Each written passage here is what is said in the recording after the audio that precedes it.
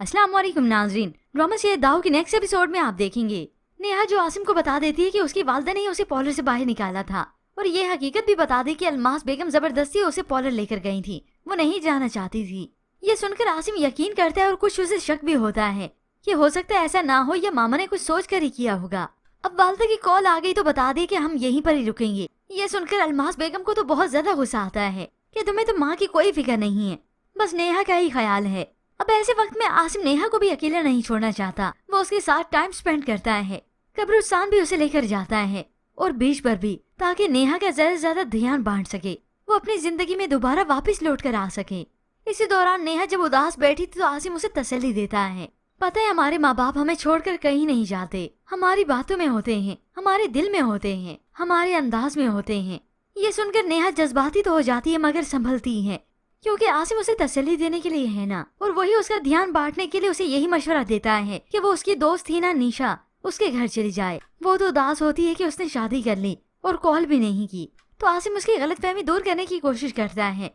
तुम्हारा मोबाइल खो गया ना, इसी वजह से, तो फिर वो तुम्हें कॉल कैसे करती। अब वो नेहा को उसकी दोस्त निशा के घर लेकर जाना चाहता है, मगर नेहा को एड्रेस तो सिर्फ उसके मायके का ही मालूम था। मायके में और कोई है ही नहीं।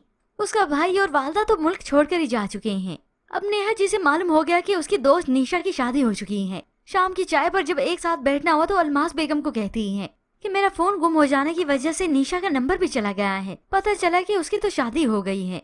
ये सुनकर अलमास बेगम तो मुंह पर ही मुकर गई। अच्छा, उसकी शादी हो गई है? मुझे तो तुम लोगों से आज पता चल रहा है, क्योंकि अलमास बेगम किसी भी तरह से ये शादी वाला क्रेडिट अपने सर पर लेना ही नहीं चाहती।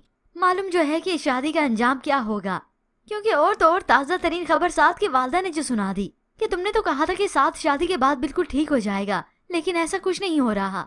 उसकी हरकतें, उसकी जिद तो बिल्कुल वैसी ही है। मैं बहुत परेशान हूँ उसके लिए। अब तो निशा उसकी बीवी बन चुकी है, मगर साथ के रवैये में बिल्कुल भी बदलाव नहीं आया। तो फिर अलमास बेगम नेहा को कैसे बताती कि ये रिश्ता ही मैंने करवाया है, क्योंकि वहाँ पर ये साथ तो अब जाहिर होता चला जा रहा है। दोनों माँ बेटे ड्रामा करने के लिए कि ये ऑफिस गया था, वापिस आता है ताकि निशा को मालूम हो कि ये ऑफिस भी जाता है, क्योंकि साथ ने अपने दोस्तों के साथ ट्रिप पर चल जाना है। अब साथ जब ऑफिस से जल्दी घर वापस लौट आता है तो निशा पूछती है कि जल्दी कैसे आ गए। वो यही बहाना कर देता है कि मेरी मीटिंग जल्दी खत्म हो गई थी।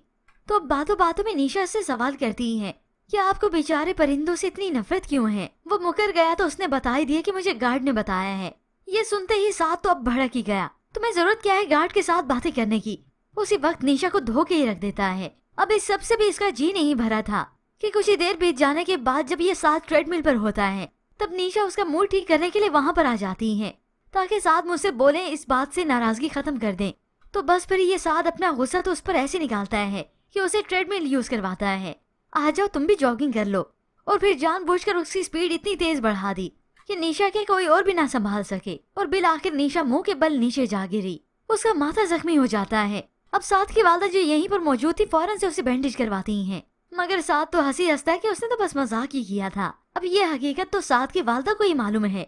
मजाक की भी कोई हद होती है, अगर इसे चोट ज्यादा लग जाती तो, मगर ये साथ तो डटाई दिखाता है। अगर ये डरती ना तो इसे चोट भी न लगती। सारा इल्जाम इसी को ही दे दिया। अब यूं ही आहिस्ता आहिस्ता करके साथ की सारी हकीकतें खुलती चली जाएंगी इस निशा के आगे। ऐसे में व्यूअर्स, आपको क्या लगता है, क्या नेहा पहुंच पाएगी निशा तक? मजीद ड्रामा रिव्यूज के लिए आप देखते रहिए उर्दू टीवी।